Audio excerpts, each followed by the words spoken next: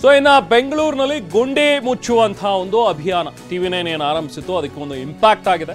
TV9 ನಿರಂತರ ವರದಿ ಪ್ರಸಾರದ ಬೆನ್ನಲ್ಲೇ ಈಗ ಎಚ್ಚೆತ್ತುಕೊಂಡಿದೆ. ಗುಂಡಿ ಮುಚ್ಚೋದಕ್ಕೆ 15 ದಿನಗಳ ಡೆಡ್ಲೈನ್ ಅನ್ನ ಈಗಾಗಲೇ DK ಶಿವಕುಮಾರ್ ಅವರು ಕೂಡ ಕೊಟ್ಟಿದ್ರು.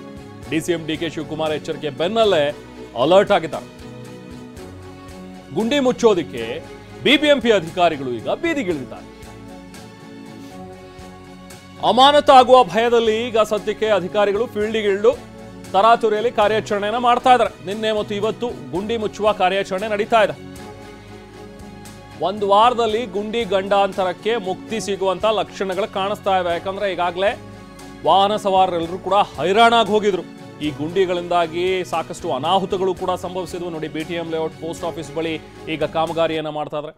ಇದರ ಬಗ್ಗೆ TV9 ವಿಸ್ತೃತ ವರದಿಯನ್ನು ಪ್ರಸಾರ ಮಾಡಿತ್ತು. ಒಂದು ಅಭಿಯಾನವನ್ನೇ ಆರಂಭಿಸಿತ್ತು. ಗುಂಡಿಯನ್ನು ಮುಚ್ಚಬೇಕು, ಇದರಿಂದಾಗಿ ಸಮಸ್ಯೆಗಳಾಗ್ತಾ ಇವೆ ಅಂತೇಳಿ.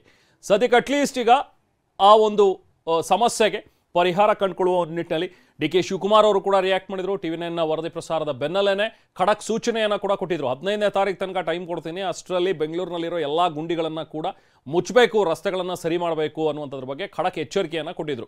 ಅದರಂತೆ ಈಗ ತರಾತುರಿಯಲ್ಲಿ ಅಧಿಕಾರಿಗಳೆಲ್ಲರೂ ಕೂಡ ನಿನ್ನೆ ಮತ್ತು ಇವತ್ತಿಂದ ಸ್ಟಾರ್ಟ್ ಮಾಡಿದ್ದಾರೆ ಕೆಲಸನ. ನೋಡಿ, ಈಗ TV9 ಒಂದು ಬಿಗ್ ಇಂಪ್ಯಾಕ್ಟ್ ಇದು.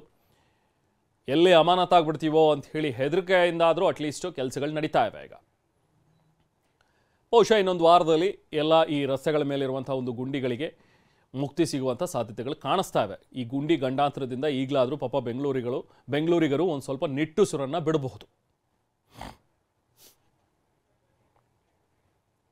ಸಗಾಯಿ ಆ್ಯಪ್ನಲ್ಲಿ 325 ಕಂಪ್ಲೇಂಟ್ ಬಂತು. ಅದನ್ನು ಸಹ ಕ್ಲಿಯರ್ ಮಾಡಿದ್ದೀವಿ. ಸಗಾಯಿನಲ್ಲಿ ಏನು ದೂರು ಕೊಟ್ಟಿದೆ ಅದು ಕ್ಲಿಯರ್ ಆಗಿದೆ. ಅದೇ ರೀತಿ ಗುಂಡಿಗಮನ ಆ್ಯಪ್ನಲ್ಲಿ 438 ಕಂಪ್ಲೇಂಟ್ ಬಂತು. ಅದರಲ್ಲಿ 378 ಇವಾಗಲೇ ಕ್ಲಿಯರ್ ಆಗಿದೆ. ಇನ್ನು ಸ್ವಲ್ಪ 59 ಇವಾಗ ನಮ್ಮ ಸೌತ್ ಝೋನಲ್ಲಿ ಪೆಂಡಿಂಗ್ ಇದೆ. ಅದು ಈ ವಾರದ ಒಳಗಾಗಿನೇ ನಾವು ಮುಗಿಸ್ತಾ ಇದ್ದೀವಿ. ಈಗಲೇ ನಿನ್ನೆಯಿಂದಾನೇ ನಾವು 3 ಡಿವಿಷನಲ್ಲಿ ಮಾಡ್ತಾ ಇದ್ವು. ಅದರಲ್ಲಿ ಸ್ವಲ್ಪ ಕ್ಲಿಯರ್ ಆಗಿದೆ.